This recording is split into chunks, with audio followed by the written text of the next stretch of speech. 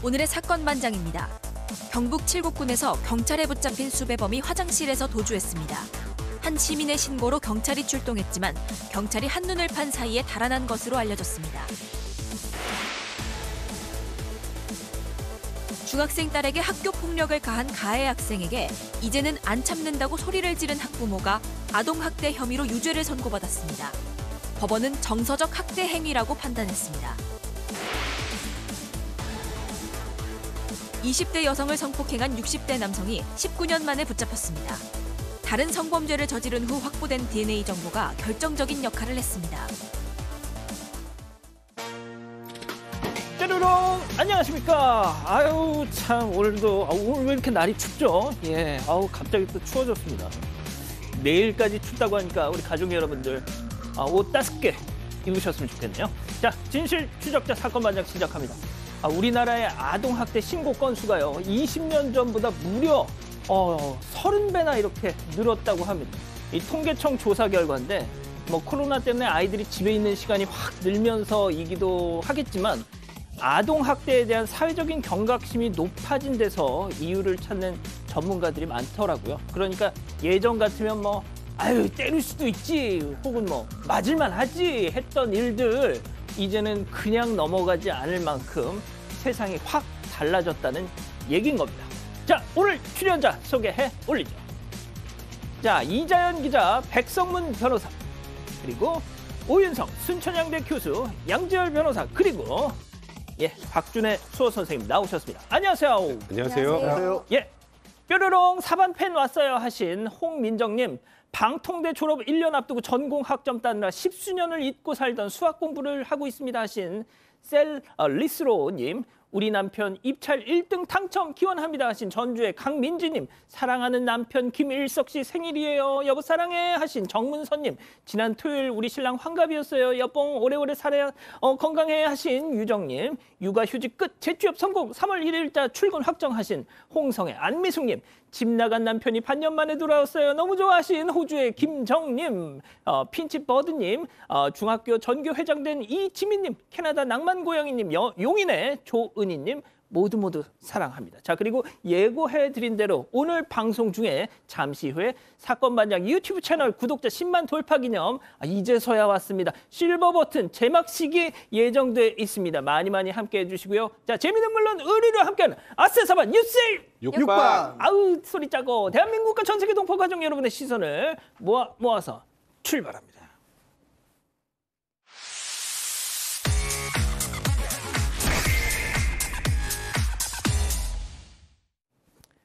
첫 번째 뉴스 가볼까요? 신호 대기 중 운동입니다. 과연 무슨 일이 있었던 걸까요? 영상부터 보시죠. 자, 레미콘 위를 주목해주세요. 하나, 둘, 셋. 한 남성 다리 쫙 벌리고 춤인지 운동인지 아무튼 저기 지금 잠깐만, 왜 다리를 왜 돌려? 자, 다른 각도로 볼까요? 역시 레미콘 위에서 풍차 돌리듯 휘릭. 백 변호사님, 백 변호사님, 저 사람을 말이죠, 대구에서 목격했다는 사람들의 그 목격담이 막 쏟아지고 있던데, 정말 어떤 분이 정말 사연을 들어보고 싶습니다. 저는 처음에 저게 조작된 영상인 줄 알았어요. 진짜. 레미콘 위에서 저렇게 지금 저게 윈드밀이죠. 예. 그리고 물구나무 서기도 하고 균형 잡기도 하고 여러 운동을 저 위에서 하신다고 하던데, 저게 연출이 아니라 진짜인가 보더라고요. 지금 보니까 지난 20일에 온라인 커뮤니티에 올라온 영상인데요. 예. 지금 레미콘 위에서 지금 신호 대기 중입니다. 저기서 레미콘 위에서 저렇게 막 운동을 하세요. 근데 이제 문제는 신호가 바뀌자마자 저분이 운전석으로 갑니다. 예?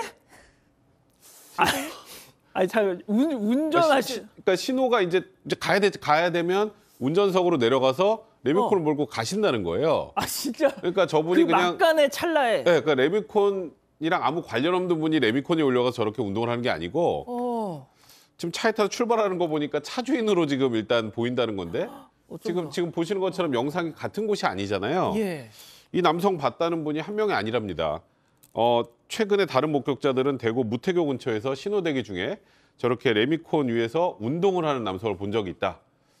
정말 저분이 왜 저러는지 사연을 좀 듣고 싶네요. 자, 이분의 정체를 아시는 우리 가족 여러분 계시면 저희한테 꼭 좀 연락 좀 주세요. 자, 교수님, 웃기면서 황당하면서 했지만 뭐가 됐든 위험합니다. 전혀 안 웃기는데요. 아, 진짜요? 예. 죄송합니다. 저 사람이 왜 저러는지 잘 이해를 할 수가 없는데 본인뿐만 아니라 다른 사람들까지 그 위험은 물론이거니와 저 사람의 어떤 그 심리적인 내면을 보게 되면 아마 이 그 성장 과정에서 다른 그 부모라든가 이런 분들의 그 관심이라든가 이런 것을 못 받았지 않았는가 하는 그런 생각이 듭니다. 왜냐하면 저렇게 하기가 상당히 어렵거든요. 저기 언제 신호가 바뀔지 어떻게 알고요. 지금 많은 사람들의 이제 그 목격이 돼 가지고 SNS 제보 영상까지 올라왔으니까 이제 그만하셔도 될 것 같네요. 아, 네, 예. 더 이상 하게 되면 저거는 뭐 어떤 뭐 법적인 조치를 해야 되지 않나 하는 그런 생각까지 듭니다. 아, 좀 위험해 보입니다. 알겠습니다. 자, 두 번째 뉴스 이어가 볼게요. 소방관의 마지막 무전입니다. 이 정년 퇴직을 단 하루 앞둔 소방관이 마지막 출동에서 받은 긴급 무전 영상으로 만나보시죠. 아버지, 아들 기현이에요. 오늘이 아버지 마지막 근무라니 믿기지가 않네요. 뭐야? 87년 1월부터 지금까지 35년 동안 가족을 위해 쉬지 않고 달려오신 아버지, 그동안 정말 수고 많으셨습니다. 아버지, 35년 동안 아무런 사고 없이 안전하게 정년 퇴직하게 되어 정말 아들로서 감사드리고 존경합니다. 아버지, 하려?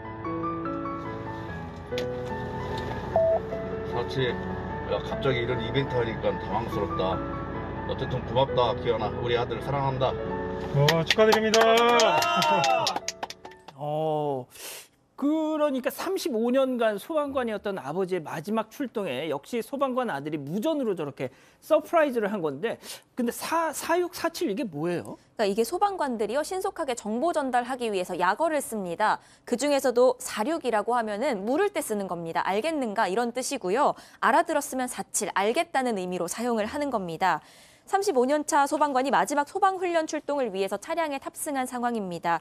개포 하나에 무전이 왔고요. 이에 이 소방무선통신 약어인 47 알겠다고 답을 했습니다. 그런데 무전기에서 저렇게 아들의 목소리가 흘러나온 겁니다. 오늘이 아버지 마지막 근무라니 믿기질 않네요. 35년 동안 가족을 위해 쉬지 않고 달려오신 아버지, 그동안 수고 많으셨습니다. 이런 내용이었는데요. 알고 보니까 이 아들이 아버지의 뒤를 이어서 소방관으로 일을 하고 있었던 겁니다. 아버지의 정년 퇴직을 축하하기 위해서 이런 이벤트를 기획한 거였고요. 이어서 아들은 지금보다도 더 열악한 상황에서 근무하셨을 이런 아버지를 생각하면 눈물이 난다. 아무런 사고 없이 안전하게 퇴직하게 되어 정말 감사합니다. 꽃길만 걸으시길 바랍니다. 라고 말했고요. 이어서 아버지 46이라고 마무리를 했습니다. 아버님도 이 아드님의 그 서프라이즈에 또 눈물을 훔치는 장면도 나왔습니다. 자, 다음 뉴스 또 이어갈게요. 갑자기 열린 문의 쾅입니다. 자, 우리 가족 여러분들이라면 이런 상황 피하실 수 있을까요? 영상 보시죠. 아, 지금 잘 가고 있는데요. 그 갑자기 자 오른쪽 차 주목해 주세요. 갑자기 문이 펑 열리면서 양 변호사님, 예. 반대편에서 차가 오고 있었고 네. 검은색 차량은 도로까지 침범해서 저렇게 튀어나와 있었는데 문까지 열렸습니다. 이거 어떻게 피합니까? 이걸? 피하기가 거의 불가능한 상황이었죠. 얘기하신 것처럼 마침 하필이면 반대 차선에서 차가 오고 있는 좁은 길이었기 때문에 뭐 사고가 이쪽으로 나거나 저쪽으로 나거나 둘 중에 하나일 뿐이고, 오토바이 운전자 같은 경우는 속도도 그렇게 높지 않았다라고 주장하고 있는 상황인데요. 다만 이 우리나라 도로교통법상 과실이 하나도 없다라고 나오기가 정말 어렵지 않습니까? 그래서 좀 다퉜지만 분쟁심의위원회에서도 9대1 정도로 1정도는 과실이 있다라고 얘기하는데, 오토바이 운전자는 내가 그 상황에서 어떻게 할 수 있느냐 이러고 있거든요. 그러니까. 문 여실 때 정말 뒤에 한번 살펴보시고 특히 좁은 길에서는 꼭 생각해 주시기 바랍니다. 맞습니다. 자, 또 다른 영상 이어서 보시죠.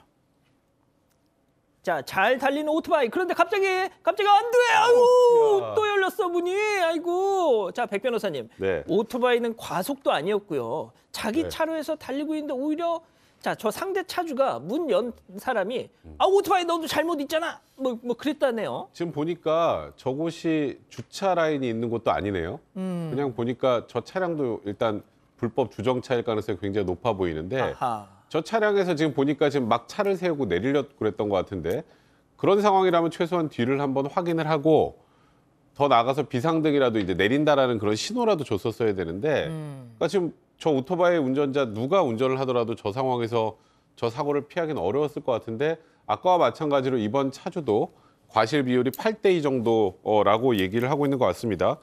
근데 지금 뭐 차문은 뭐 열리는데 한 1초 정도 남짓이고 뒤를 전혀 확인하지 않은 저 차량, 그 다음에 주차선에도 아닌 일반 그 도로에 지금 정차를 해놓고 비상등도 켜놓지 않았던 저 차량의 과실이 그래도 7대3보다는 좀 높지 않을까 그렇게 생각합니다. 그렇군요. 알겠습니다. 자, 네 번째 사연으로 가보죠.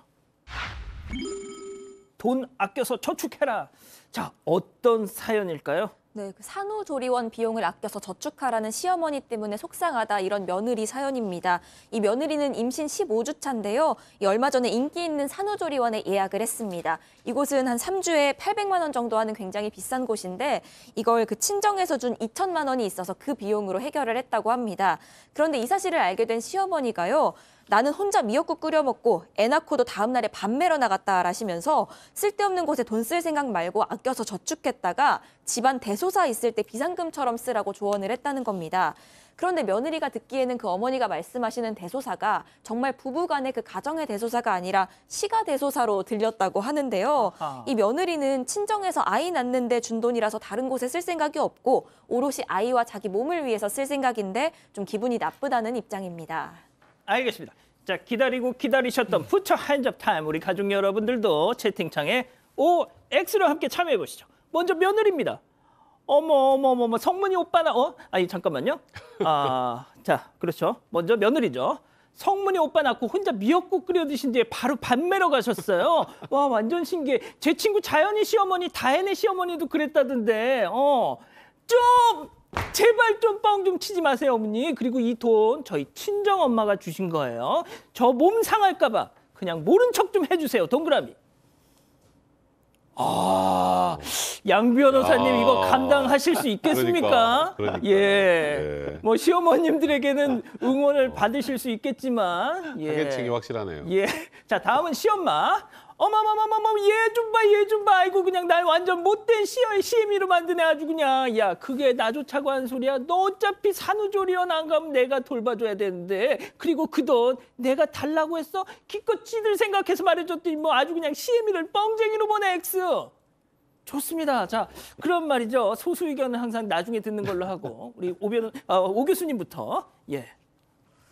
우선 제 시어머니가 사돈댁에 고맙다고 얘기를 하셨는지 모르겠네요. 그러니까 사돈댁에서 그렇게 돈을 갖다가 줬다라고 하면 자기 아들도 같이 포함이 돼 있기 때문에 고맙다고 해야 될 것 같고요. 그리고 이제 그런 생각을 할 수는 있어요. 왜냐하면 이제 살아오는 여러 가지 환경이나 이런 것들이 다르기 때문에 그런 생각을 할 수는 있지만 머릿속에 넣고 저 돈을 좀 많이 좀 쓰는 것 같다라고 생각을 하는 거하고 그것을 갖다가 며느리라든가 사위한테 직접 말로 표현을 하는 거하고는 또 다르다고 봅니다. 특히 이제 제가 좀 마음에 걸리는 것이 야, 나는 애 낳고 다음날 밥 매러 나갔다. 이런 얘기를 갖다 하는 것은 이 대화의 기법 중에서 상당히 좀 이렇게 하수란 말이죠. 그래서 제가 봤을 때는 아마 사돈댁에서 이 돈을 주면서 자기 딸을 생각해서 야, 너 몸조리 하는데 좀 써라. 이렇게 얘기를 갖다 했을 수도 있는데요. 이미 결혼을 한 그런 그 성인들이니까 잔소리는 될 수 있는 대로 자기 속으로 이렇게 삼키고 그렇게 하는 것이 앞으로 좀 이 결혼한 지 얼마 안 된 것 같은데 멀리 가려 그러면은 말 같은 것도 여러 가지 가려하셔야 되는 것이 지혜로운 것이다. 저는 그렇게 봅니다. 자, 우리 백 변호사님. 만약에 시어머니한테 제가 산후조리원 가야 되니까 800만 원을 주세요라고 했을 때 이 얘기를 들었다면 또 모르겠는데 일단 지금 말씀하셨던 것처럼 친정에서 또 본인의 딸의 건강, 그다음에 또 그 뒤에 태어날 아이의 건강까지 고려해서 산후조리원 관련 비용까지 포함해서 이렇게 돈을 받은 걸로 지금 해결을 하려고 했다라는 것에 대해서 개입을 하시는 건 그건 월권이다 일단. 두 번째는 이제 어머니 때는 진짜 그 애 낳고 바로 다음날 밥 매러 가셨는지 모르겠지만 최근에는 또 시대도 많이 변했고요. 그리고 그걸 저축을 하고 본인이 이제 어떻게든 해결해서 저축을 하든 아니면 이걸 뭐 나중에 뭐 지금 산후조리를 쓰든 이거는 결국 그 며느리가 선택할 문제거든요. 그리고 시어머니가 지금 돈 내주시는 거 아니잖아요. 예. 근데 그런 걸 고려한다면 시어머니의 이런 화법은 가정의 분란만 키우는 화법입니다. 저는 이제 우리 교수님하고 백 변호사님 말씀 들으면서 양지열 변호사님 진짜 좀 걱정된다. 지금 채팅창 분위기는 약간 좀 일방적이거든요. 그래서 예, 아무튼 말씀해 주세요. 저도 시어머님이 말씀하는 방법은 굉장히 잘못됐다라고 봐요. 근데 제가 왜 이 비난을 받을 걸 알면서도 굳이 엑셀을 했냐면 요즘 하나이만 낳다 보니까요. 일부지만 산후조리원이나 아니면 아이들 용품이나 이런 것들을 파는 데가 굉장히 고가로 치솟고 있는 데가 많아요. 근데 주변에서 얘들은 아이를 두셋은 낳았을 때는 이런 것들 좀 생각을 하는데 다들 아이 하나씩만 낳다 보니까 그리고 또 그 SNS 올리고 하니까 거기 안 가면 안 되는 것처럼만 생각들을 하세요. 그래서 제가 봤을 때는 분명히 과소비 되는 부분이 있고 이런 부분에 대해서 이 시어머니는 말씀을 좀 잘못하셨는데 어른들도 저도 뭐 간섭하는 거 굉장히 싫어하잖아요. 얘기를 좀 해주실 필요는 있어요. 그렇게까지 필요 없는 부분에까지 가는 거는 좀 막아야 된다.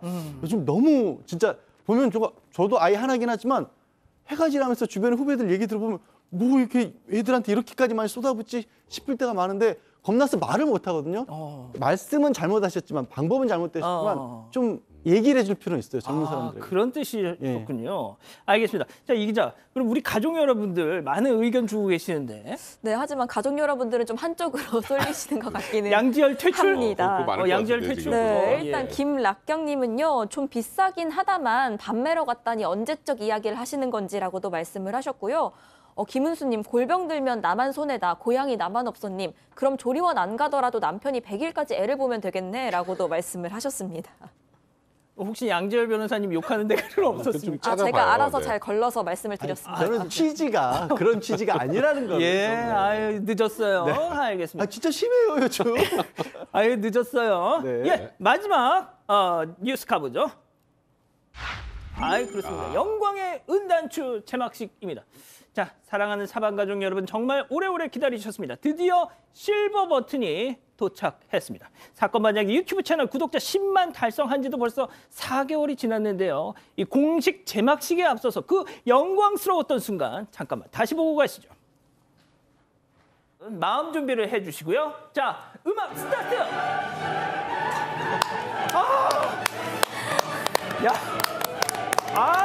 야, 진짜 이거 만세! 만세! 사방가족 만세! 야야야! 근데 저 때 멤버들이 지금 또 여기 거진다 계시네요. 저만 없었네요. 그러니까요. 자, 이게 저희가 이 보통 언박싱이라고 하지 않습니까? 그냥 박스를 이렇게 뜯어서 보여드리는 건 뭔가 좀 뭐랄까 좀 너무 성의 없어 보여서 저희가 이렇게 특별히 제막식으로 준비를 했습니다. 자, 제가 하나 둘 셋 하면요, 이 앞에 들고 계시는 이 천막을 싹 놔주시면 되는 겁니다. 자, 긴장된 순간, 자, 하나, 둘, 셋! 빰빰빰빰빰빰빰빰빰! 이겁니다. 생겼어요. 이게 안 뜯었네? 예? 이게 뭐 이제 언박싱도 지금 이제 안 뜯었어요. 자, 이거 일단 내용물을 보여드려야 되죠. 유튜브 이렇게 써 있습니다. 자, 열겠습니다. 뭐 또 있네. 자, 이거 뭐야? 가짜가 아니라는 증거. 그렇습니다. 네. 이거 니들 실버 버튼 정품 받은 거 맞아? 뭐 이런 얘기겠죠. 영어 잘 모르겠어요. 자, 바로 이겁니다. 이거. 야, 진짜 이거. 자, 이게 은은 아닌 것 같은데 아무튼. 은색. 야, 진짜 여기 보면 말이죠. 보이실지 모르겠는데. 사건 반장이라고 한글로 써 있습니다. 예. 이거를 우리 가족 여러분들이 한 땀 한 땀 힘을 모아주셔가지고 만들어 주신 거예요. 자, 그런 의미에서 보름 만에 10만 돌파. 이후에 정말 특별한 프로모션을 하지 않았음에도 이미 벌써 17만 구독자 우리 가족 여러분들 함께하고 계시는데, 자, 우리 양 변호사님부터 진짜 딱 한 말씀씩만 말씀 부탁드리죠. 그저 감사드릴 따름이죠. 우리 저희 시청자분들께. 예. 자, 오 교수님. 지금 이제 실버, 골드 이런 것을 받는 분들의 심정이 어떨까라고 저는 상상만 했는데 간접적이지만 이런 기회를 주신 우리 시청자분들에게 감사드립니다. 예. 자, 우리 백성문 변호사님은 네. 자기 유튜브 채널 하고 계시잖아요. 전 부럽습니다. 일단. 예. 많이 안 부럽고요. 10만 가려면 아직 한참 멀었잖아요. 아직 멀었어요. 아직 멀었어요. 네. 그런 의미에서 한 말씀 해주세요. 아, 정말 많이 부럽고요. 예. 사반에서 이렇게 또 대리만족을 할 수 있어서 너무 일단 저도 기분이 좋고 나중에 제가 하는 유튜버 받으면 제가 한번 갖고 나와도 될까요?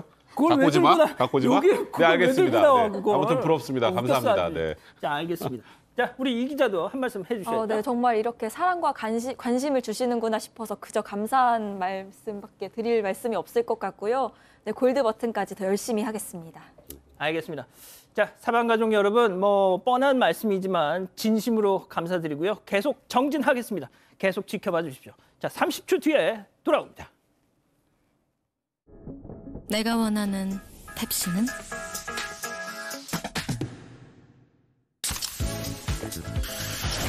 나도 펩시.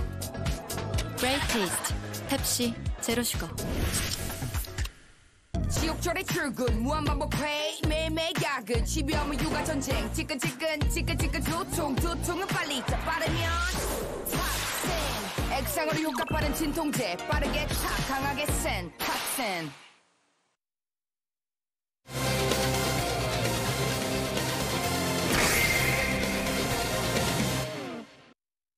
경북 칠곡군에서 경찰에 붙잡힌 수배범이 화장실에서 도주했습니다.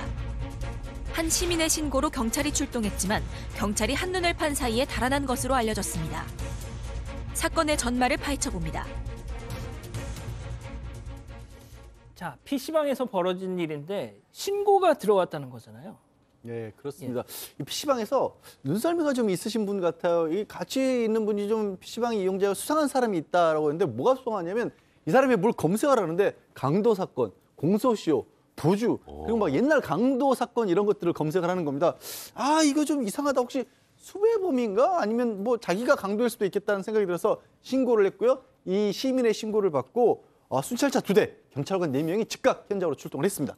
세상에 컴퓨터로 무슨 뭐 강도 사건, 공소시효, 도주 뭐 이런 걸 검색하는 걸 그냥 이렇게 어깨너머로 보시고 그걸 뭔가 이상하다 싶어서 신고를 하셨다는 거죠.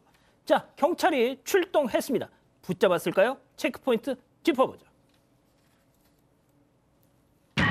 놓쳤습니다. 눈앞에서 놓친 경찰이에요. 네, 이 기자. 경찰이 결국 붙잡지 못하고 눈앞에서 놓치고 말았는데요. 이 당시의 영상을 보면서 좀 설명을 예. 드리겠습니다. 이 당시에 PC방 안으로 경찰들이 출동하는 모습이 맞습니다. 나오고 있습니다. 컴퓨터를 하던 한 남성에게 다가가서 뭔가 말을 걸고 있죠. 고개 숙이고 있던 남성은 경찰에게 뭐라 대답을 하는 것 같습니다. 갑자기 일어나더니 밖으로 나가는데 경찰 한 명이 남성을 뒤따라 나가는가 싶더니 PC방 안으로 그냥 다시 들어왔습니다. 그런데 이 저기 지금 남성이요. 갔는데? 네, 그 사이에 계단으로 후다닥 달아났습니다.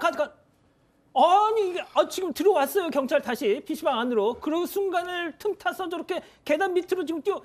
아니 백 변호사님. 네. 뭐야 이거 도대체. 진짜 제가 보면서도 좀 어이가 없는 그런 상황인데요. 경찰관들이 들어와서 저렇게 불신 검문을 다 시민들하고 하는 척하면서 저 수상한 남성에게도 신분증을 요구했습니다. 예. 그러니까 이제 내가 신분증을 왜 주냐 뭐 이런 식으로 이제 3분여 동안 이렇게 실랑이를 벌이다가 신분증을 주고 지금 보시는 것처럼 저렇게 화장실을 가는 거예요. 근데 저렇게 신고를 받고 온 경찰분이면 용의자일 수도 있으니까 예. 도주를 하면 안 되니까 따라 나가는 게 맞죠. 그래서 따라 나갔습니다. 예. 근데 어떻게 된 영문인지 조금 전에 보셨던 영상처럼 그 경찰관분은 다시 들어와요. 왜 다시 들어오셨는지 모르겠는데 그 사이에 저 지금 수상한 남성은 지금 화장실에서 나와서 눈치를 보고 바로 계단 밑으로 주랭랑을 뺀 겁니다. 일단은 더 황당한 건 PC방 안에 경찰분들이 있었는데 저 남성이 도주했다는 사실을 2분여 동안도 모르고 있었다고 합니다. 참. 알겠습니다. 그러면 당시 상황을 지켜봤던 이 목격자 당연히 정말 얼마나 황당하셨겠어요. 지금 저희도 이렇게 황당한데 그 목격자분의 얘기 잠깐 듣고 가시죠. 당연히 저건 무조건 다 잡는다고 생각했죠. 그리고 신분증은 이제 안 준다고 싸우고 있길래 쟤는 범죄자였구나 혼자 생각하고 있었죠. 근데 그걸 또 놓쳐버리시니까 어이가 없어가지고 그분이 그냥 그 화장실 입구에만 계셨어도 됐어요. 그 계단 앞이나 아니면 그쪽 그냥 복도만 쳐다만 보고 있었어도. 아, 진짜 목격자도 어이가 없다면서 지금 허탈한 웃음을 짓기도 하셨는데, 그러니까 진짜 저 말씀처럼 그 화장실 입구 뭐 안으로 뭐 같이 따라 들어갈 필요도 없고 그냥 입구 앞에서 이렇게 지켜만 있었어도 말이죠, 교수님.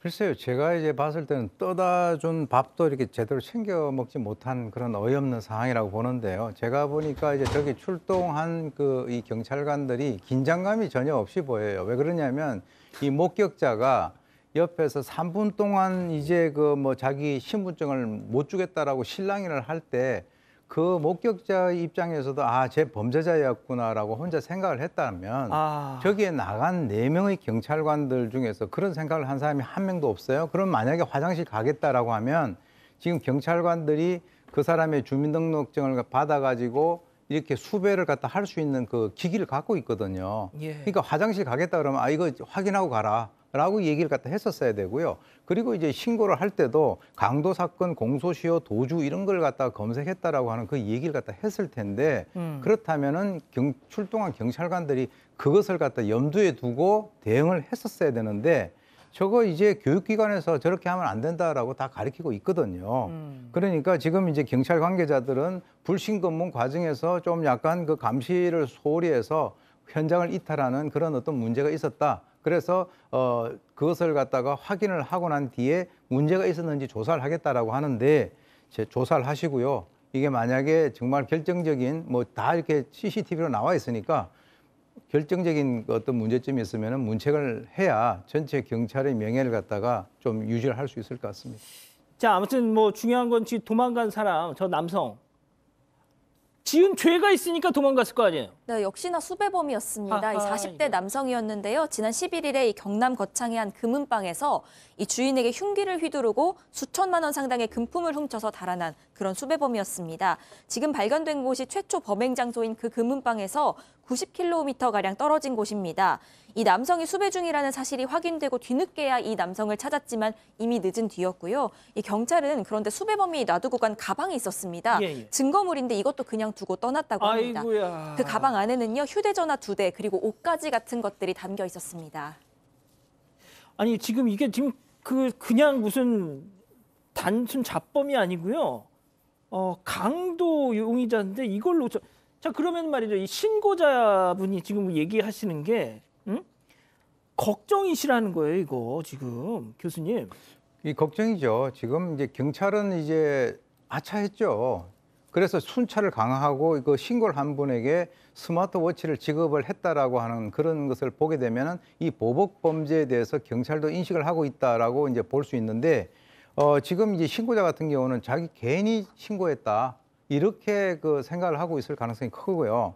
그래서 제가 봤을 때는 이거 보복 범죄가 만약에 발생되면 이제 앞으로 감당하기 힘들 것 같으니까 제가 이제 봤을 때는 공개 수배를 빨리 하는 게 좋을 것 같아요. 왜 그러냐면 이 수배자에 있어서 이 어떤 인권이나 이런 것보다는 시민의 안전이 훨씬 더 중요하고요. 지금 이것이 오래 끌면 끌수록 그 신고자 같은 경우에 이 두려움이 훨씬 더 깊어질 가능성이 있습니다. 빨리 조치를 하는 것이 좋을 것 같습니다. 자, 예전에 말이죠. 오윤성 교수님이 그런 말씀을 하셨어요. 보통 이렇게 궁지에 몰린 사람 같은 경우는 무슨 짓을 할지 모른다. 이렇게 또 벼랑 끝으로 몰리게 되면 어떻게 보면 지금 이 정도까지 보도가 나가고 이러면 이 사람도 자기 얼굴이 공개는 안 됐지만 충분히 지금 심리적 압박을 받고 있을 거란 말이죠.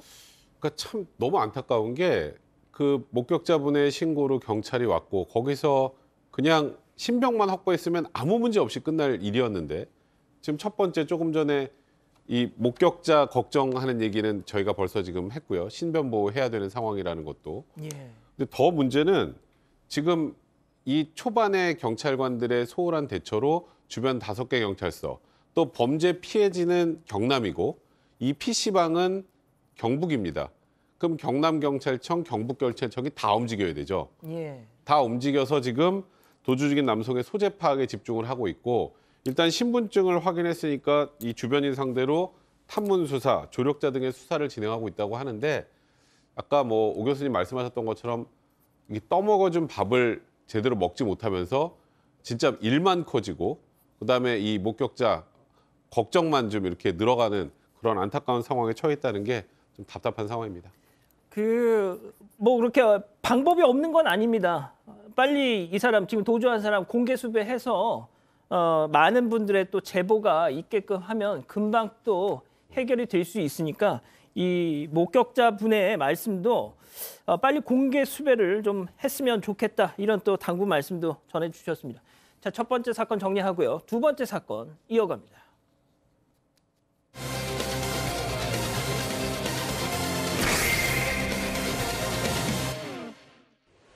중학생 딸에게 학교 폭력을 가한 가해 학생에게 이제는 안 참는다고 소리를 지른 학부모가 아동학대 혐의로 유죄를 선고받았습니다. 법원은 정서적 학대 행위라고 판단했습니다.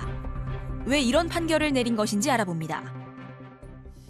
자, 이번 사건 말이죠. 많은 걸 좀 생각하게 만듭니다. 자, 사건 개요부터 좀 정리해보죠. 네, 일단 이 학부모는 중학생 딸을 두고 있는데요. 지난 2021년 9월에 이 딸이 울면서 집에 왔습니다. 같은 반 학생으로부터 괴롭힘을 당했다는 건데 이 얘기를 듣고 이 학부모는 굉장히 분노하게 됩니다. 그리고 자신의 중학생 딸에게 학교 폭력을 가한 바로 그 가해 학생을 찾아 나섭니다. 이 학부모는요, 가해 학생이 딸 괴롭힌다 이런 얘기를 듣고 가해 학생에게 가서 내 딸과 친하게 지내지 말고 말도 걸지 말라 이렇게 주의를 줬습니다. 자, 학부모가 가해 학생, 내 딸을 괴롭힌 가해 학생을 찾아가서 뭐 이 정도면 뭐 그냥 점잖게 경고한 것 같은데요.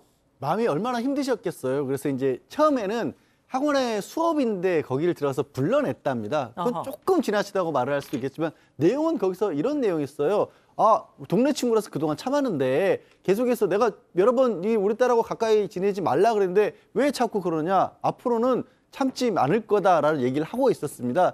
이제 학원 강사가 말렸던 모양입니다. 그래서 거기서 또 넘어갔어요. 그래서 끝나고 이 수업이 끝날 때까지 기다렸다가 이제 집에 돌아가는 걸 보고 이제 동네 친구라니까 뻔히 평소에도 서로 얼굴을 알았던 사이 같죠. 예. 그러니까 다시 한번 집에 가는 길에도 앞으로 그러지 마라. 내 딸한테 말 걸지 말고 아무것도 하지 마. 가까이 오지 마. 이렇게 얘기를 했던 겁니다. 이게 뭐 어때서요?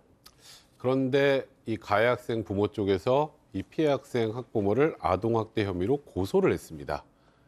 누가 누굴 고소했다고요? 그러니까 그 가해 학생의 부모가 예. 지금 피해 학생의 어머니 저렇게 내 딸 괴롭히지 마라고 했던 이 어머니를 아동학대로 고소를 한 거예요. 저게 학대예요? 그러니까 일단은 고소한 내용을 보면 이 학부모가 발언한 것, 뭐 예를 들어서 그런 거 있잖아요. 이번엔 말로 넘어갔는데 더 이상 참지 않을 거다. 이거는 추가적인 어떤 행동을 할 것을 암시하는 것이어서 이 학부모가 한 번이라도 또 찾아올까 봐 걱정된다. 이런 취지로 고소를 했고요. 이 지금 피아동의 학부모 같은 경우는 이게 무슨 정서적 학대 행위냐. 내 딸이 괴롭힘을 당하지 않았느냐. 그래서 괴롭힘 당한 딸 만나지 말라고 한 건데 이게 무슨 아동학대냐. 그리고 설사 이게 다소 과했을지라도 이거는 쉽게 말해서 정당행위에 뭐 해당하는 정도이기 때문에 이거 위법성도 없다라고 혐의를 부인했었던 상황입니다. 자, 이게 시작이 학교 폭력이에요. 학교 폭력. 예? 교수님. 그 드라마 더 글로리라는 드라마 혹시 뭐 얘기 보셨거나 얘기 들으셨거나 하셨나요? 예. 예. 거기 송혜교 씨가 이제 학교 폭력의 피해자가 나중에 이제 커서 성인이 돼서 복수하는 그런 내용이잖아요. 그렇죠. 그 드라마 보면서 송혜교 욕하는 사람은 없습니다. 예? 그러니까 이제 외국 드라마 같은 경우도 이제 법이라고 하는 것이 제대로 보호를 해주지 못하는 것에 대해서 개인적인 어떤 그 형을 갖다 부여하는 그런 드라마들이 많이 있는 것은 그만큼 많이 이제 법에 대해서 그 불만이 있다라고 하는 건데요. 제가 봤을 때는 인간이 살아가는 데 있어서 가장 기본적인 도덕이라든가 윤리라든가 또는 상식이라든가 이런 것에 법이라고 하는 것이 너무 깊숙이 개입이 돼 있지 않느냐, 지나치게 개입이 돼 있다, 저는 이렇게 봅니다. 그래서 지금 이제 이 가해 학생과 가해 학생의 부모 같은 경우는 사실 이 원인 제공자가 누구였죠? 그렇게 해서 문제를 갖다가 했었으면 그래가지고 뭐 여러 가지 어떤 그 과정이 있었다면 그 이후부터는 그 아이를 갖다가 괴롭히지 않아야 되는 것은 그건 기본적이죠. 그래서 이 학부모가 거기까지 찾아가서 이 얘기를 하게 된 것은 바로 그런 일이 있었음에도 불구하고 또 괴롭히니까 그거는 이제 그 학부모로서는 그렇게 찾아가서 그 얘기를 한 건데 이거는 이런 판결을 내린 그 판사 같은 그 분은 이 부모 이전에 이 이 학부모라고 하는 사람을 이렇게 하면 전과자가 되는 거 아니에요? 예, 그 일단 뭐 그 말이 안 되는, 예. 개인적으로는 말이 안 되는 소리라고 봅니다. 예. 자, 두 번째 사건 체크포인트 짚어보죠. 보고만 있어라. 다시 한번 좀 정리를 할게요. 이게 너무 어처구니가 없어서 자, 학교 폭력의 가해 학생 부모가 그 피해 학생의 부모에게 아동 학대로 자, 그 재판에 넘겨졌어요. 어떻게 됐어요? 네, 그러니까 검찰도 사실 이 학부모의 행동에 대해서는 아동학대 혐의가 인정이 된다고 본 거죠. 그래서 재판에 넘겨지게 됐는데요. 법원 역시도 이 학부모의 행동은 아동의 정신건강 및 발달에 해를 끼치는 정서적인 학대 행위에 해당한다 이렇게 판단을 했습니다. 물론 딸에 대한 어떤 추가적인 피해를 막기 위해서 한 행동이라는 점은 인정을 했는데요. 그럼에도 불구하고 그 사정만으로 정당 행위라고 볼 수는 없다는 겁니다. 그래서요, 이 학부모는 벌금 100만 원 그리고 집행유예 1년을 선고받았습니다. 아, 이거는 진짜 뭐 좀 아닌 것 같아요. 이 관련 기사에 달린 댓글 제가 몇 개만 좀 소개해 드릴게요, 교수님. 아, 부모가 이 정도도 못하면 내 새끼를 도대체 어떻게 지켜줘야 되냐? 내 딸 괴롭히면 내가 벌금 내더라도 내가 직접 가서 해결한다. 가만 안 둔다. 이런 분도 계셨고. 아니, 부모가 내 새끼 괴롭히는 거 하지 말라고 말도 못하냐? 아, 그럼 새끼가 아파하는 거 그냥 우는 거 옆에서 보고만 있으라는 거야? 라는 이런 댓글들이 다 내용이 대동소이합니다. 글쎄요, 왜 이제 우리의 어떤 판결이라든가 이런 것이 이 국민들의 그 법 감정이라든가 정서 이런 거하고 이렇게 좀 그 상당히 동떨어져 있는가 하는 것이 좀 안타까운데요. 사실 이 학부모가 가서 뭐 거기서 뭘 부순다든지 뭐 몸에 손을 댔다든가 이렇게 되면 그건 뭐 당연히 그렇게 될 수 있지만 그 정도의 어른으로서는 그렇게 하지 말라라고 얘기를 갖다가 할 수는 충분히 있다고 봅니다. 그리고 이미 학폭 가해 학생 같은 경우는 2021년 8월부터 해서 10월까지 한 2달 동안 이 피해 학생을 갖다 괴롭혔고요. 그리고 학교에서도 학폭대책위원회에서 이제 회의가 열려가지고 가해 학생에게 서면 사과 그리고 사회봉사 조치도 내려졌고 또 이제 그 이 학부모가 가해 학생 부모를 상대로 어떤 그 손해배상 청구 소송을 갖다가 내서 일부 승소 판결이 나왔는데 아마도 제가 이제 추정컨대는 이 그 가해 학생과 가해 학생 부모도 그것에 대해서 맞대응을 하는 그런 차원에서 이렇게 문제를 갖다 일으킨 것은 아닌가라고 생각이 되는데 그렇다 하더라도 이 어떤 판결에 있어서는 전반적인 국민들의 정서하고는 너무 동떨어져 있다라고 지적을 하지 않을 수가 없습니다. 예, 지금 뭐 댓글창에서 우리 가족 여러분들도 뭐 엄청나게 지금 성토하고 계신데 양 변호사님, 이와 내용은 유사하지만 재판부의 판단이 달랐던 케이스가 있다면서요? 그러니까 이건 2021년에 있었던 일인데 상당히 비슷한 상황이에요. 그러니까 8살입니다.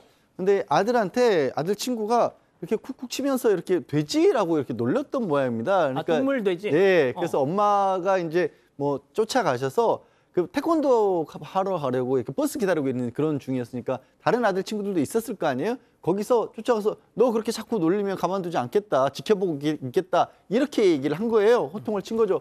근데 이거를 또 검찰에서 또 이걸 기소를 했어요. 아, 그걸 갖다가 약식 명령으로 약식 기소로 벌금 30만 원 내시오라고 정서적 학대라고 기소를 또 하긴 했었습니다.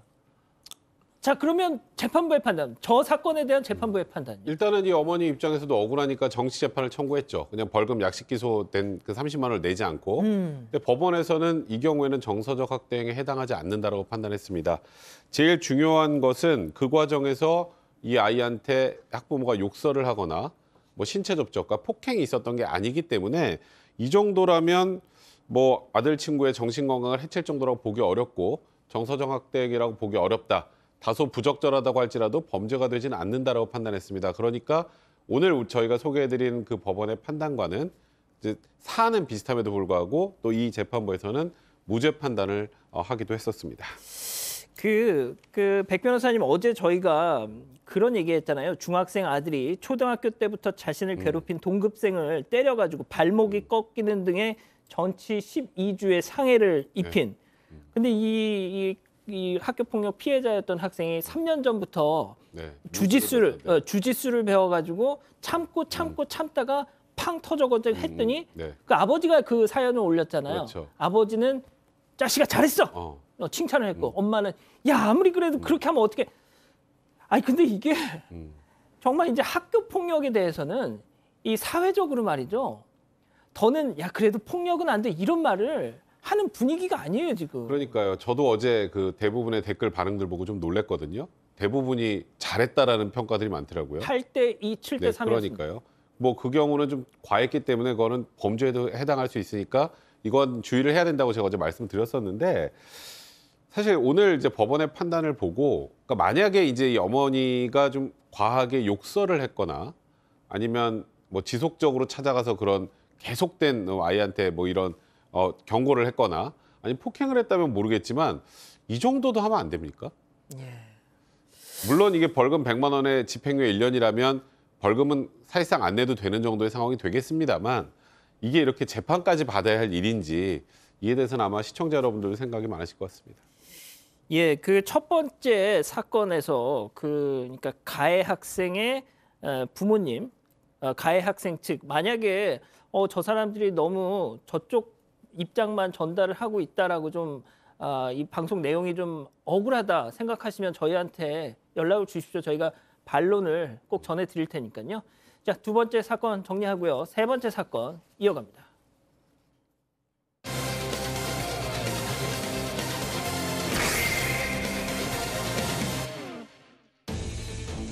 20대 여성을 성폭행한 60대 남성이 19년 만에 붙잡혔습니다. 다른 성범죄를 저지른 후 확보된 DNA 정보가 결정적인 역할을 했습니다. 19년 만에 드러난 범인의 행각을 들여다봅니다. 자, 대리기사로 일하던 한 60대 남성이 성범죄를 저지르면서 시작된 사건입니다. 네, 지난 2021년 9월이었는데요. 이 60대 남성이 대리기사로 일을 하고 있었습니다. 그런데 성범죄를 저질러서 법정에 서게 됐는데 이 문제는 이 남성이 집행유예 판결을 받은 겁니다. 그러자 이 검찰이 남성이 혹시 여죄가 없을지 이 국과수에 남성의 DNA를 보낸 뒤에 이 다른 미제 사건과의 대조를 시작을 하게 됩니다. 자, 어떻게든 잡겠다는 일념으로 DNA까지 대조해서 탈탈 털었더니 생각지도 못한 남성의 과거 범행이 덜컥 걸려들었습니다. 체크포인트 짚어보죠. 19년 미제 성폭행범. 하하, 백 변호사님. 그러니까 이번에 이 남성의 DNA를 채취해서 과거 미제 사건들과 대조를 해보는데 2004년 사건에 확보했던 DNA와 일치했던 겁니다. 그러니까 2004년 5월에 경기 성남시 한 지하상가에서 29세 여성을 만나서 자신이 묵고 있던 여인숙으로 유인해서 그 여인이 도망가지 못하도록 문을 잠그고 성폭행을 했던 그런 사건이 있었는데 예. 그때 이제 그 피해 현장과 피해자의 몸에서 채취됐던 그러니까 용의자의 DNA와 이번 사건의 DNA가 일치했던 겁니다. 그 19년 전 미제 사건의 피해자가 이 정신장애였다는 거지 않습니까? 그래서 이게 참 초반 수사가 좀 어려웠던 모양이에요. 예, 그렇습니다. 당시에 이제 이 피해자 여성이 그 29세였는데요.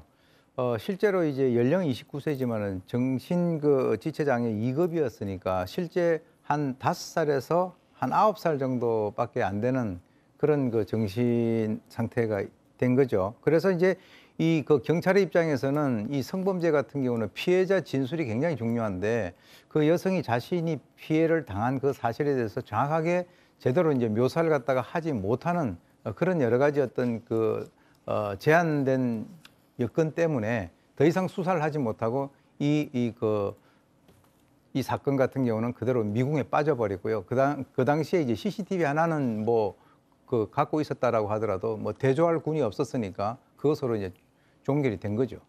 아니 그러면은 2004년이면 지금처럼 뭐 CCTV가 사방천지에 있을 때도 아니고 그럼 다른 증거가 없었을까요? 굉장히 중요한 증거가 있긴 있었어요. 경찰이 정말 뭐 샅샅이 수사를 했고 피해자의 옷에서 이 범인의 DNA를 특정을 발견을 했던 겁니다. 아하. 근데 문제는 DNA를 검출하겠는데 그 DNA가 누구 건지 피해자 특정을 못했던 겁니다. 데이터베이스가 없었기 그렇죠. 때문에. 그래서 결국 미제 사건이 됐었고 그래도 그 DNA는 국과수에 19년째 보관을 하고 있었던 건데요.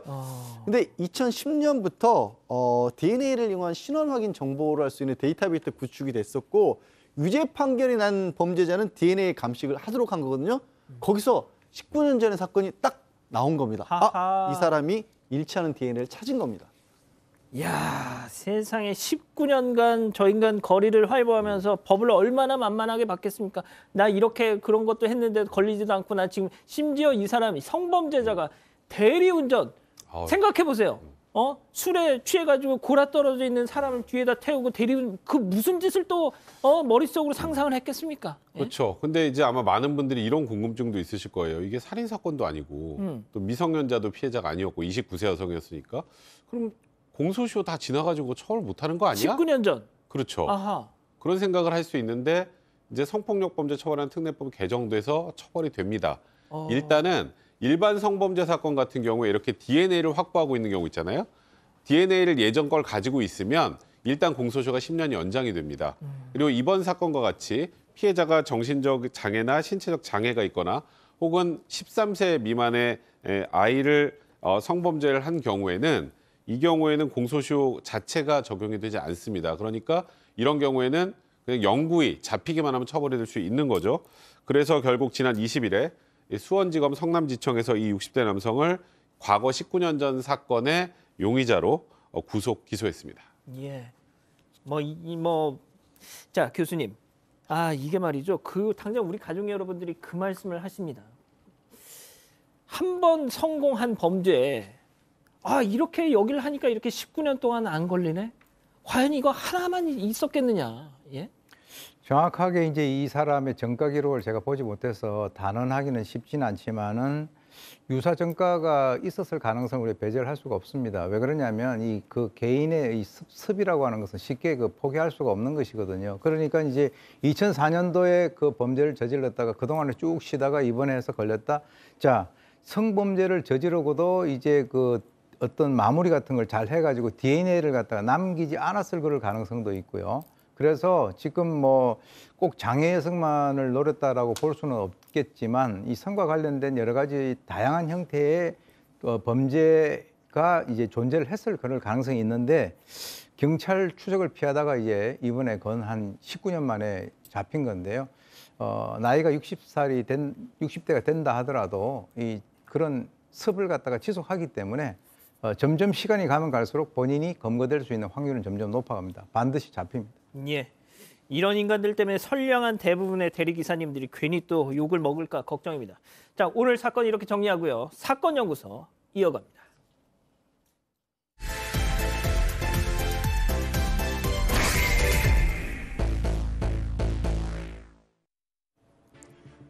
(8년) 전 꼭 이맘때 서울 강남구 도곡동의 한 공인중개사는 한 할머니를 기다리고 있습니다.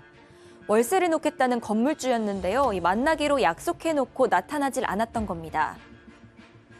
이 할머니에게 혹시 무슨 일이 있는 건 아닌지 공인중개사는 인근 상인에게 한번 살펴봐 달라고 부탁을 하는데요.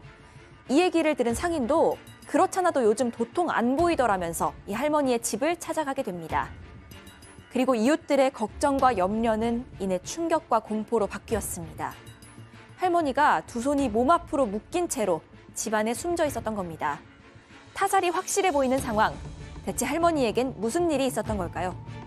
오늘 사건 연구소는 도곡동 할머니 살인 사건을 따라가 봅니다. 이 할머니가 두 손이 묶인 채, 몸 앞으로 묶인 채 숨져 있었다. 이거 대체 어떻게 된 일인지 좀 설명 좀 해주시죠. 네, 이 할머니는 당시에 88세였고요. 한모 씨였습니다. 이분은 강남구 도곡동에서 한 40년 정도 거주했던 이 도곡동 토박이었는데요. 2층 건물에 살고 계셨는데 2015년 2월 25일에 이제 이 건물, 자기 가지고 있는 건물에 월세를 주겠다 해서 이제 공인중개사를 만나기로 했습니다. 근데 이제 공인중개사를 만나기로 했는데 약속 시간까지 이 할머님이 나타나질 않는 거예요. 그래서 공인중개사가 할머니 건물 이제 1층에 어떤 수성 가게 하는 분한테 혹시 저기 할머니 지금 계속 나오지 않으시는데 예. 혹시 무슨 일이 있는 건지 하고 이제 물어봤습니다. 그러니까 이 수선업자가 요즘에 안 그래도 이 할머니가 통 보이질 않으셨어요라고 하면서 할머니 집을 방문을 했는데 예. 여기서 아주 끔찍한 장면을 목격하게 됩니다. 이 할머니가 양손이 운동화 끈과 휴대전화 충전줄로 묶인 채 숨진 채로 발견이 된 겁니다. 1층 수선 가게 하시는 상인분이 이렇게 집에 들어가서 저 방문을 열었다는 거는 집 현관문을 열었다는 거 문이 열려 있었다는 얘기네요. 네, 일단 당시 상황이요. 현관문은 열려 있었습니다. 그런데 방범창은 굳게 잠겨 있었습니다. 그러니까 범인은 현관문으로 걸어 들어갔다는 의미가 되겠죠. 아하. 여기에 더해서 이 할머니가 반쯤 먹다만 그 밥상이 그대로 놓여 있었다고 합니다. 혼자 사는 사람이었는데 그러니까 할머니가 식사를 하는 도중에 누군가가 들어왔다는 뜻이 되겠죠. 그리고 그 사람이 바로 범인일 거고요. 여기에 더해서 약간의 몸싸움도 있었던 것으로 보입니다. 경찰은 바로 그 인근의 CCTV부터 확인을 했습니다. 하지만 의심이 가는 인물이 없어서 이때부터 애를 먹기 시작을 합니다. 게다가 인근 초등학교 앞이며 뭐 근처 아파트 진입로며 이렇게 좀 정비가 된 구역은 곳곳에 구청에서 설치한 CCTV가 있었는데요. 예. 정작 이 할머니 집 앞 골목에는 CCTV가 없었던 겁니다. 아하, 참. 자, 일단 이 할머니가 누군지에 대해서 좀만 더 알아보죠.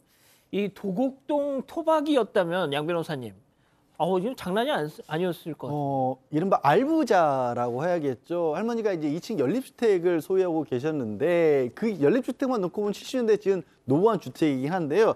이게 사실은 주변이 한 10분 거리에 지하철역이 있었고요. 뭐 리모델링, 저기에 지금 보이는 사건 현장이거든요. 리모델링한 아파트들이 있고 상가들 다 들어왔고 재건축 바람이 불고 있는 지역이었기 때문에 저기에 2층 연립주택이 있다는 건 저 가치가 그냥 보시는 것보다 훨씬 높다라는 얘기고, 또 할머님 또 따로 강남에 40평대 아파트도 가지고 있었다고 합니다. 아하. 사건 당시 기준으로 한 25억에서 30억 정도 자산가로 알려졌고, 게다가 사건 있기 6년 전쯤에 남편하고는 사별했는데 자녀도 없었던 거예요. 그러니까 뭐 재산이 고스란히 할머니 것이었죠. 한 달에 한두 번 정도 조카만 방문을 해서 만나는 사람이 있었다고 합니다. 이야, 2015년 자산 30억이면 지금 뭐 물가 상승률 감안하면 뭐 정말 엄청난 금액인데, 일단 어떻게 뭐 자식도 없고 또 혼자 사는 30억대 자산가 노인, 뭐 일단 그걸 노린 또 누군가 주변 사람일 거라는 생각은 일단 듭니다, 교수님. 경찰이 이제 이 수사를 하면서 이분이 25억에서 한 30억 정도의 자산가인데, 중요한 것은 이제 처음에는 이게 무슨 그 금전을 노리는 강도살인이 아닌가 이렇게 생각을 했었었는데요. 아하. 사실 이제 그 현장을 이렇게 감식을 하면서 나온 여러 가지 것들을 보니까 좀 약간 방향이 좀 다른 방향으로 갔다는 거죠. 왜 그러냐면 도난 물품이 없어요. 그리고 이제 그 뭔가 있는가를 갖다 막 이게 뒤진 그 물색 흔들이 없었다. 그리고 심지어는 그 바닥에요, 목걸이 반지 같은 게 그냥 떨어져 있는데 이것도 챙겨가지 않았다는 거예요. 어허. 그래서 이 할머니가 이제 평소에 어떤 성격이었냐면 굉장히 경계심이 많은 성격이죠. 왜냐하면 자식도 없고 그 재산은 많으니까요. 그렇죠. 그리고 이제 이 전화번호를 보게 되면 이 할머니가 전부 다 직접 적어가지고 이렇게 그 관리를 갖다 해왔고, 또 이제 이 주변인들 같은 경우는 이 할머니가요, 주위 사람들이 온다고 해가지고 문을 그렇게 쉽게 열어주는 그런 그 성격이 아니라고 그래요. 그래서 원리하고 원칙을 굉장히 중요시하고 깐깐하고 또 부자이면서도 전략 정신이 강했다. 그래서 이제 혹시 아는 사람이기 때문에 문이 파손이 안 돼 있었으니까 문을 열어줄 정도의 면식범은 아닐까. 그리고 이제 식사를 하고 있는데도 그 안에까지 들어올 정도가 되는 사람은 아닐까. 이렇게 하고 경찰이 여러 방향으로 수사를 갖다가 계속해 나갑니다. 자, 도곡동에서 40년을 사셨다면 그 이웃 사람들, 모르는 사람들이 없었을 텐데 뭐 이웃들의 어떤 목격담 뭐 이런 거 없었나요? 그런데 이 사건 몇 달 전부터 이 할머니 주변에서 굉장히 좀 이상한 일들이 많이 일어났습니다. 일단 3달 전에는요, 할머니가 협박 전화에 시달렸다, 이런 증언이 나왔습니다. 이 어느 날 할머니가 그 부동산 투자를 권유하는 그런 전화를 받았는데, 아마도 기획부동산 사기였을 가능성이 높긴 합니다. 그런데 이 할머니도 이 점을 눈치를 챘는지 호통을 치고 전화를 끊어버렸던 겁니다. 그랬더니 그 투자를 권유한 인물 측에서 뭔가 앙심을 품고 그 이후로 할머니에게 계속 협박 전화를 걸었던 건데요. 이 할머니도 이것 때문에 너무 괴롭다면서 주변인들에게 호소를 해왔다고 합니다. 하지만 경찰 조사 결과 이 업자들은 이번 사건과는 연관이 없다는 점이 드러났습니다. 그러면서 수사는 다시 미궁에 빠지게 됩니다. 야, 이게 뭐 되게 쉽게 해결될 사건 같았는데 뭐 의외로 또 그렇게 흘러가지 않았네요. 그러니까 뭐 협박 전화가 왔으면 이거다 싶었을 텐데 또 연관이 없으니까 또다시 미궁에 빠지는 분위기였죠. 그런데 할머니가 이렇게 위협을 당한 게 이뿐만이 아닙니다.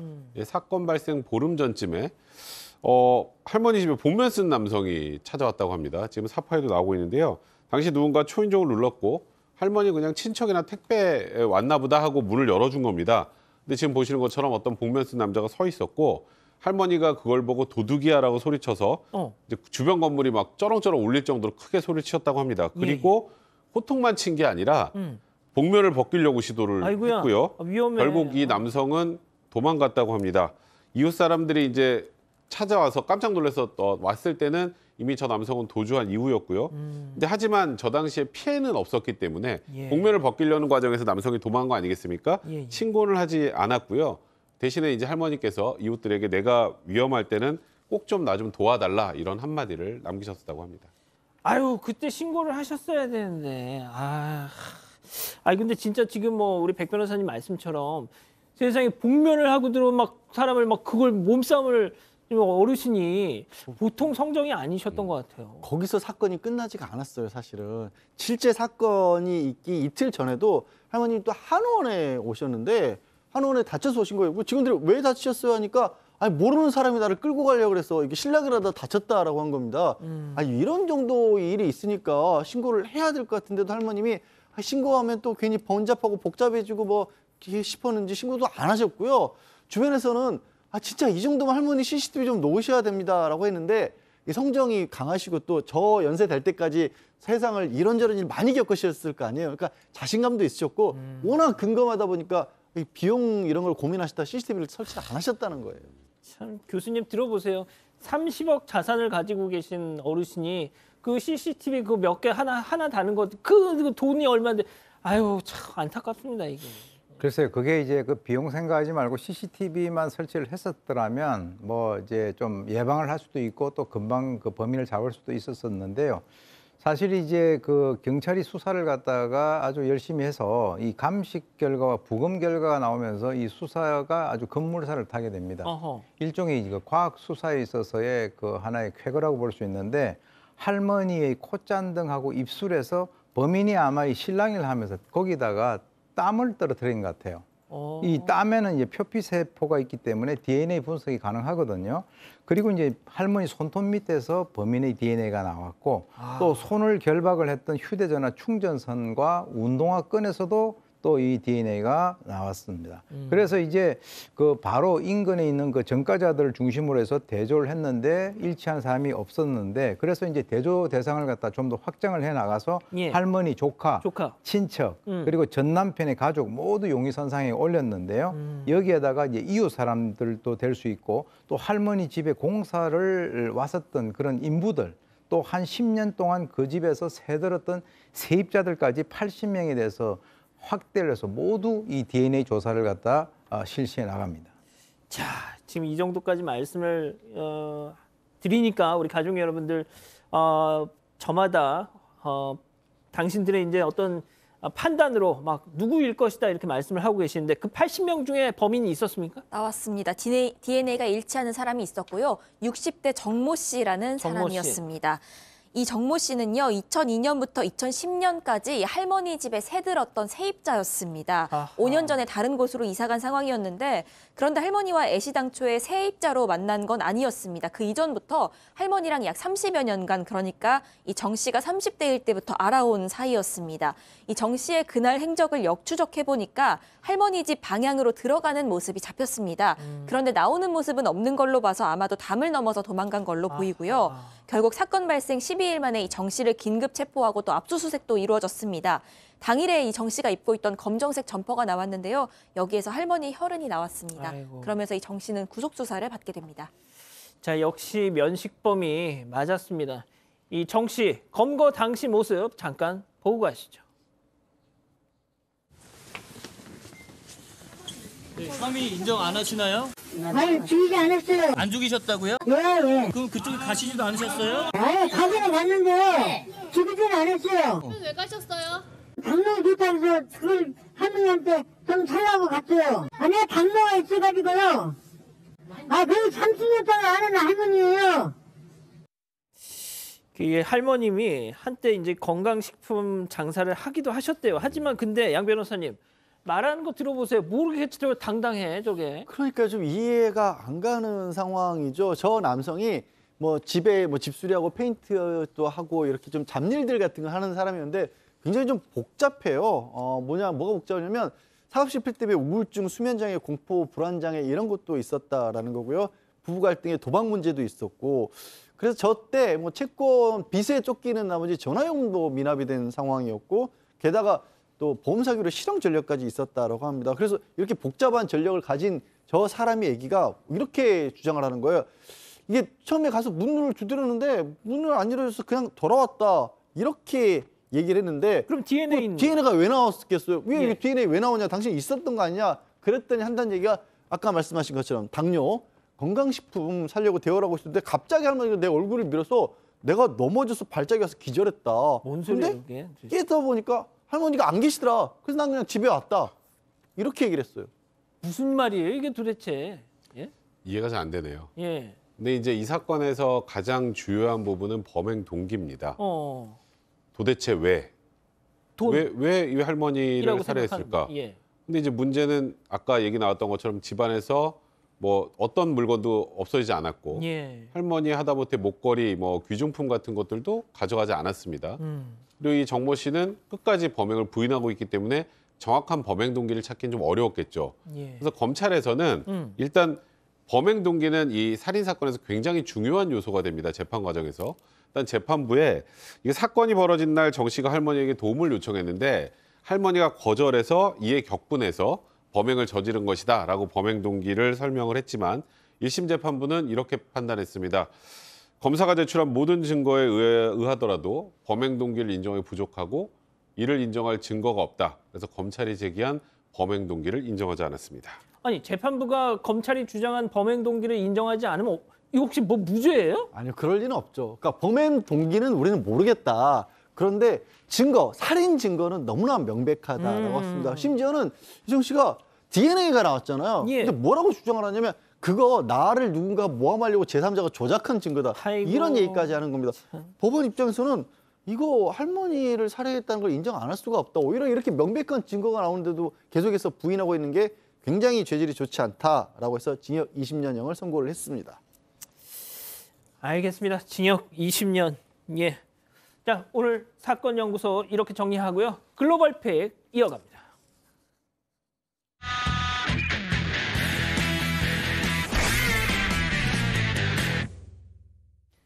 자, 오늘 첫 번째 픽 중국으로 가보시죠. 네, 흙 위에 누워있는 저 동물, 멸종위기종이자 우리나라에서도 천연기념물로 지정된 점박이 물범입니다. 털갈이 중인지 뒤쪽 털은 수북한데요. 털이 빠진 부분에는 이 점박이 무늬가 선명하게 보입니다. 이 점박이 물범은 뭔가 할 말이 있다는 듯한 표정으로 영상 찍고 있는 사람에게 말을 겁니다. 도와달라는 건가요? 이 사람이 무섭지도 않은 건지 가까이 다가오기까지 하는데요. 혹시나 배가 고픈 걸까 생선 한 마리를 던져줘 보기도 하는데요. 이 냄새만 킁킁 맡아보는 모습입니다. 이 물범은 중국에서도 1급 보호동물이기 때문에 야생동물을 관리하는 사람들이 바로 출동을 했고 또 구조 작업에 나섰습니다. 케이지를 가져다 대니까 열심히 도망쳐 보긴 하는데요. 물범은 결국 안전히 구조돼서 야생동물 구조센터에 이송이 됐다고 합니다. 건강 상태도 아주 양호하다고 하네요. 굉장히 희귀한 동물이라서 이 섬에서도 2001년 이후로는 종적을 감췄다고 하는데 어디서 어떻게 왔는지는 아직 밝혀지지 않았다고 합니다. 허허, 어디서 왔는지 모른다. 자, 다음은 인도네시아로 가보시죠. 네, 인도네시아 관광 명소인 세두도 폭포입니다. 자, 폭포 아래 사람들이 시원하게 떨어지는 물줄기를 맞으면서 아주 여유를 만끽하고 있습니다. 그런데 갑자기 폭포 위에서 흙더미가 떨어집니다. 네, 그러면서 순식간에 사람들을 덮칩니다. 네, 영상을 찍던 사람도 비명을 지르면서 급하게 피하는데요. 지금 다 묻힌 거예요 혹시? 네, 105m나 되는 높이의 폭포 위에서 흙과 나무가 와르르 떨어지는 산사태가 발생한 겁니다.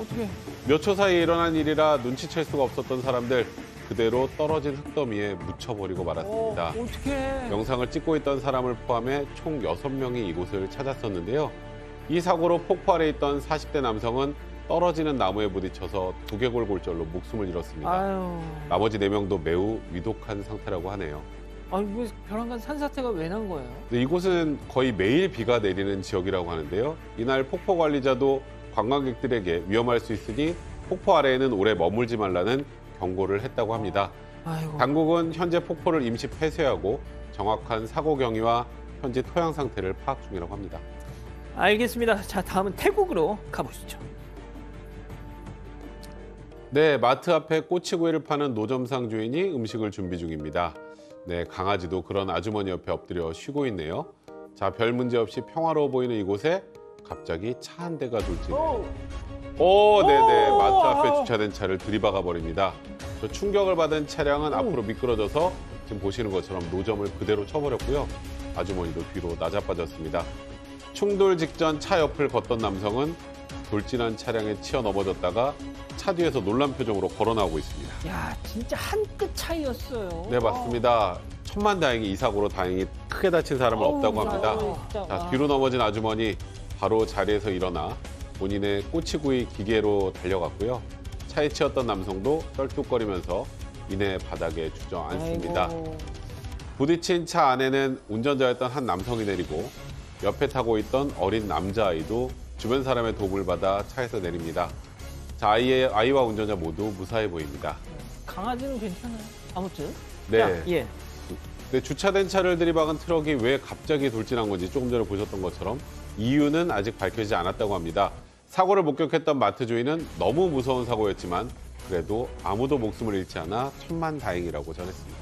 강아지가 제일 먼저 도망갔어요. 네. 자, 다음은 베트남으로 가보겠습니다. 네, 한 여성이 뒷짐을 진 채로 교통경찰에게 큰 소리로 뭐라고 따지고 있습니다. 뭐야. 경찰은 아랑곳하지 않고 본인의 업무를 하는데요.